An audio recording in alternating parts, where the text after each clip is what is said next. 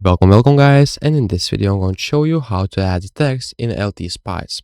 So basically what you'll need to do is click right here on the text, or you can just click on your keyboard on the T letter. So what I will do is click on T, and right here you'll see two different things. So spice directive and a comment. So you want to choose a comment, and right here, let's say I will put guide to everything.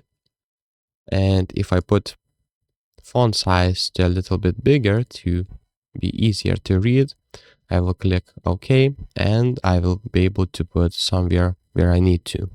And that's how you can add a text in LTspice. You can select again on this icon, it doesn't even matter, and you can select justification if you need to.